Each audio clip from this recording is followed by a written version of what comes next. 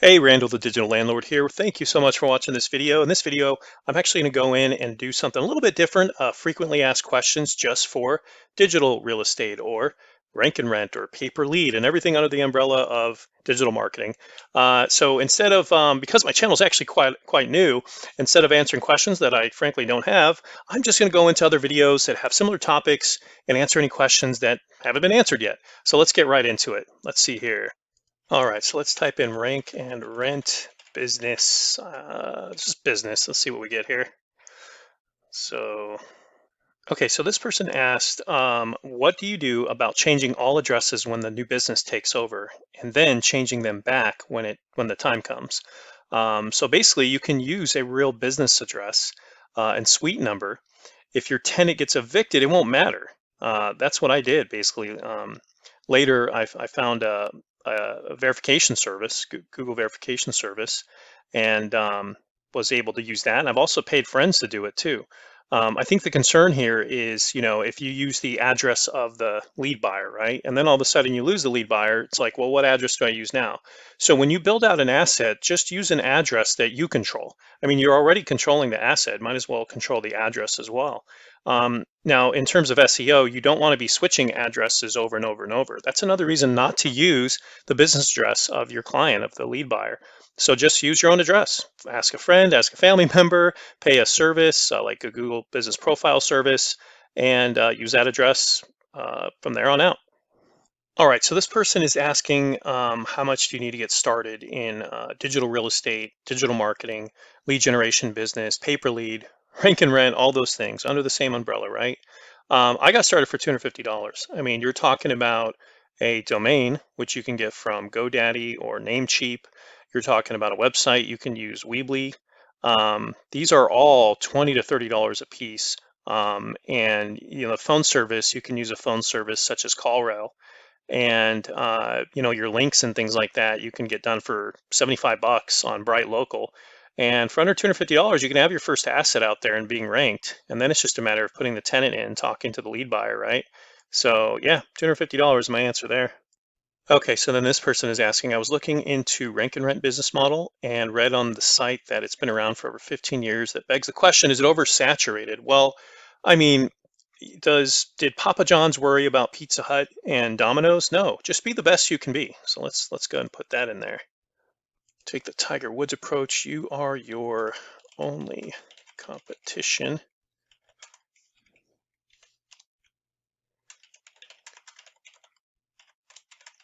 Pick a city, pick a niche, and run with it.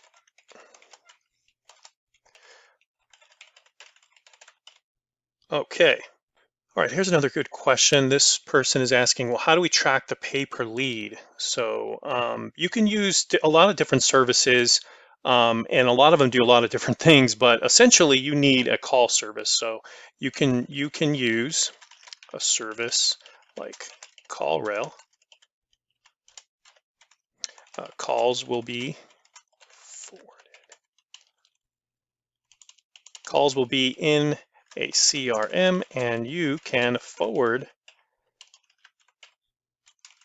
recorded calls to your lead buyer. Instead of pay per lead, I recommend a flat fee.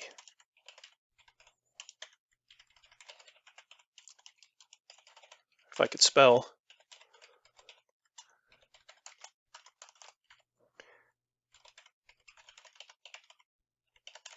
Boom, just delivering that value. There you go, sir. All right, who is your king wrote a great question, they asked. I can't seem to find the answer to this. So if I create a website for landscaping, for example, with my own logo, won't customers get confused if a different company with a logo, different logo and name shows up for the service? Can someone please explain this to me?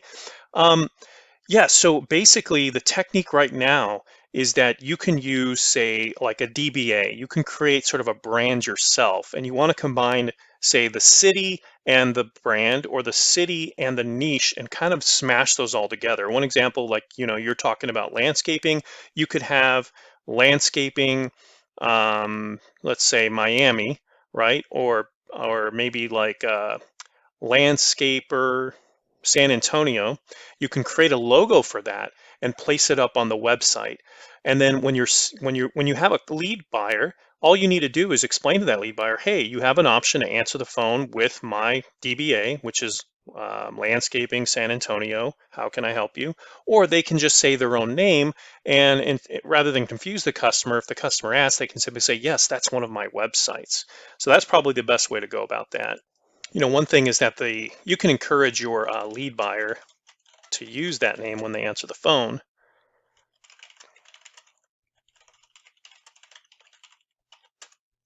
Or they can answer it their way, right? They can answer it. It's not something you have to force on them.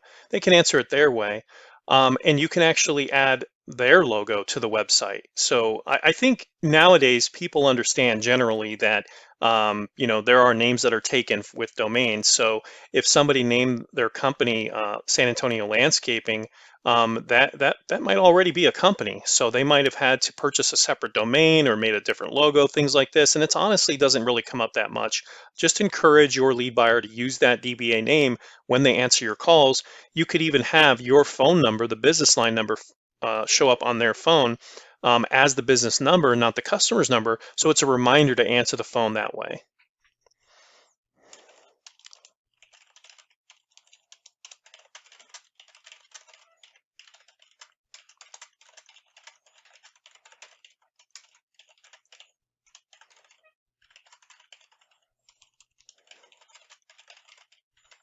There we go.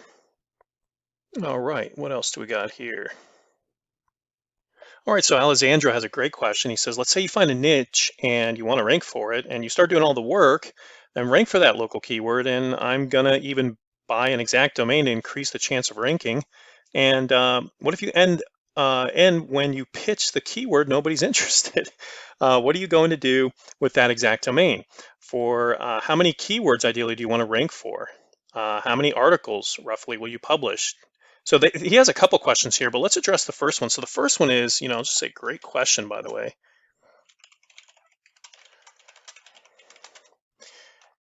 You have the right idea. While doing the keyword research,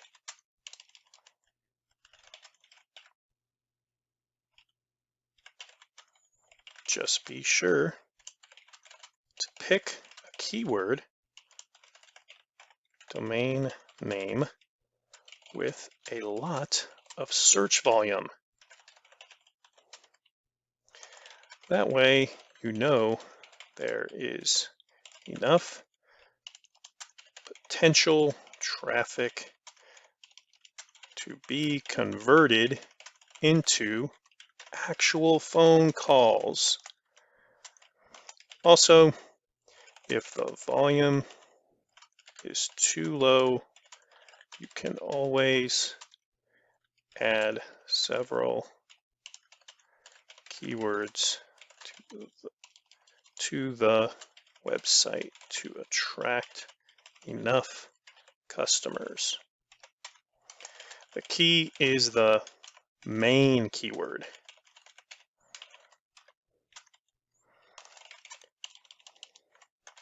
That keyword will match your domain, the H1, and be scattered in the content. All right.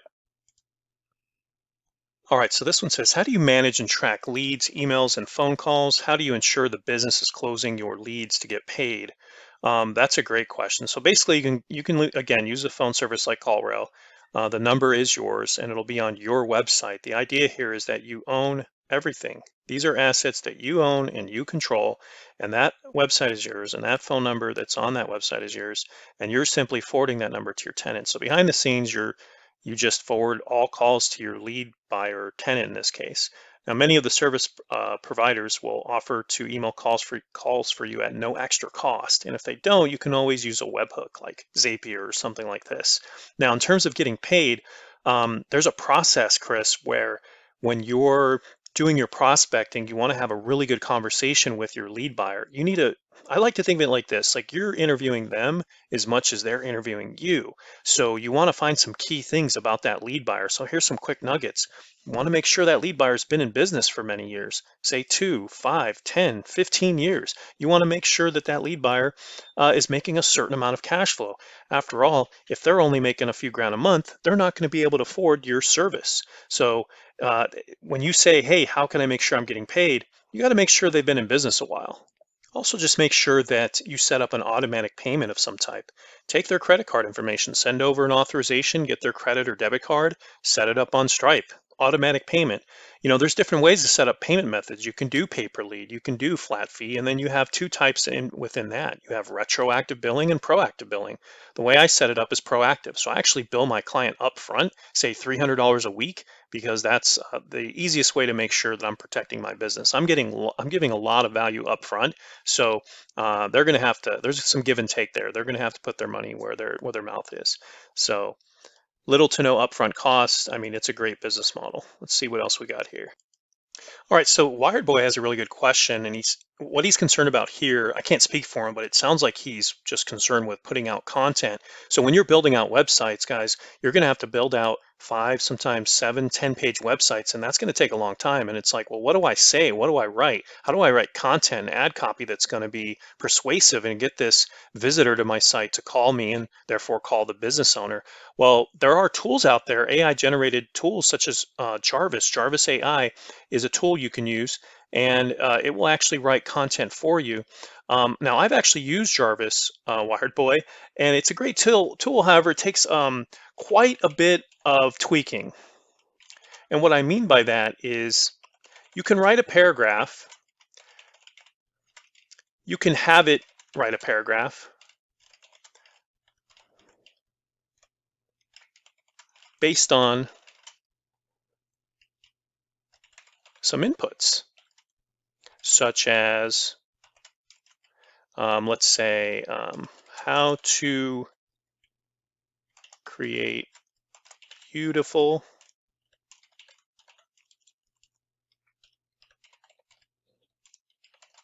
landscaping to sell your home.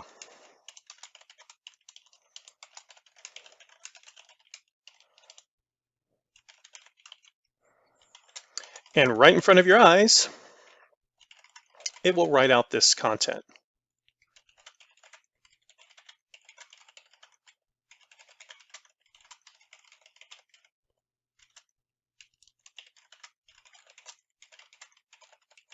The problem is, Wired Boy, that eventually it runs out of things to say, and it becomes sort of this circular logic where it starts to get tripped up a little bit, and the content ends up sounding really strange or weird, almost like you would expect, non-human, where the AI is just going out, getting that information, regurgitating it in its own way using algorithms and trying to make it look natural, and it sometimes ends up sounding weird.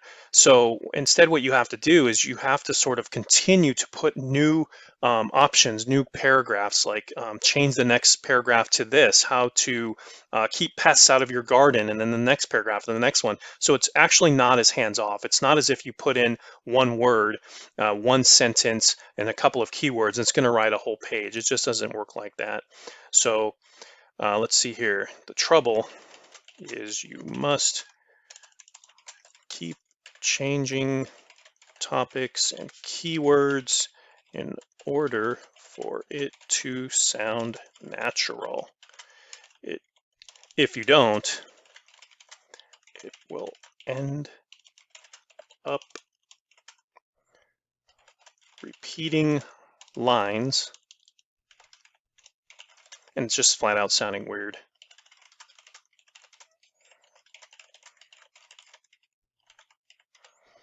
All right, what else we got here? All right, Blue Caveman had a great question here. He says, wait, So let's say the client wants you to show some proof, essentially. Do you show them Google Analytics? So Blue Caveman, no, I really wouldn't recommend showing any of your assets, your URLs or websites. So let's put that down first. Let's establish that, and I'll tell you why. Oops. Recommend showing any of your assets. That means no website URLs, no analytics, no GMBs, now known as GBPs. Don't do it. Instead, you can take a screenshot of a generic website you have ranked and use it over and over. All right, let me tell you why, Blue Caveman. So when you're talking to lead buyers, let's be honest, you really never know who you're talking to. Within this industry, there's something called a conversion. It's just a fancy way to say that of X amount of traffic, say 10 visitors, 2 of them ended up filling out a form or calling you. And that's, a 20% conversion rate. Another way to look at it is for every time your website made it to the first page of Google, that's going to be an impression. And if out of 10 impressions, one person clicks, you have a 10% conversion rate. So here's the problem. Let's say that you gave them the URL to your website, right? Now that lead buyer, potential lead buyer, is going to go visit the website, and your conversion rate is completely off, right? So, and I know you're talking about analytics, but that's how that conversation goes. Trust me, I've done this for a long time, and many times if you give them an inch, they want to take a yard. So they'll want to see your analytics and this and this and that. You have to change your mindset. So your mindset is, with an agency with digital marketing, you have 100 bosses. If you have 100 websites, right? People who want you to change where the photo's located. Why isn't my website ranking it how it is? Oh, I have a new blog I need you to post. How are things going? What does my analytics look like? All of that goes out of the window when you are a digital landlord. When you own these assets, it's really none of their business. Instead, what you do, Blue Caveman, is you pivot to the leads, you pivot to the calls. I pivot to the customers that they're going to be getting and let them focus on that. It's no difference than when you're at a local grocery store. How do they sell you those, those little sausage links that you probably didn't even know you want? Maybe you're just a little hungry and you want to try a few. Well, they let you try before you buy. So it's no different than that. So yeah, don't show any of that information. It may sound like that could kind of wow them or something like that, but for the most part, no, they don't need to see any of that. Let your leads be the proof. Get them hooked on sending the calls over to them.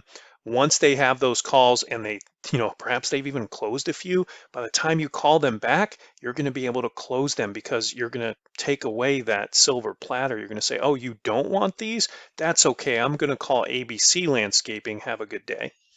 All right. All right, so we reached the bottom of this particular video, but I want to address something here that somebody already talked about at the top, and it says it's saturated now, I think. So Manoj Mati, let's talk about that, saturated. So your concern would be, hey, I'm getting into this, but there's too many other, pay per lead or pay per call, rank and rent, digital marketers, lead generators, right? Well, let's run some quick numbers here. All right, so let's do number of cities in the US. Now this is just the US, not to mention Canada and Australia, but there's 19,000, close to 20,000 cities, of which 16,000 have a population under 10. So let's just focus on, say, 3,000 cities, which likely have a population of 25,000 or more. In fact, there's a chart here. Maybe we can pull this up here. Let's see here.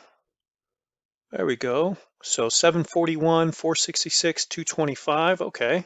All right, so that's 1,521. Okay. Now, obviously, you'll have to multiply that by how many niches. Now, I've looked up thousands and thousands of them. There's about 3,500 different types of niches that you could choose from. Here's 12 right here of that 3,500. So bring back up our handy dandy calculator and multiply this by 3,500.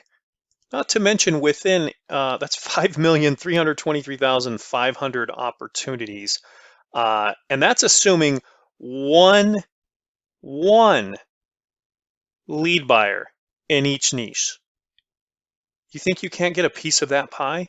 There are hundreds and thousands of small businesses, all of which are participating in these markets, right? So, yeah, if anything, maybe that's saturated, right? If you want to start the business, sure, if you're trying to be a landscaper, we're just going to businesses that are already successful of these, 5 million potential niches here, right? So, yeah, I think you're doing okay if you get in now. Um, so I think we've answered enough questions here, guys. I hope you appreciate the video. Don't forget to floss. You can visit the Digital Landlord Lifestyle website. There you'll be able to get into our free group. I've got a ton of information in there. We have other people doing this business already. There's a free course I'm going to be finishing up here shortly, and just would really like you to be on the other end of this. And it's all free. Just click join now.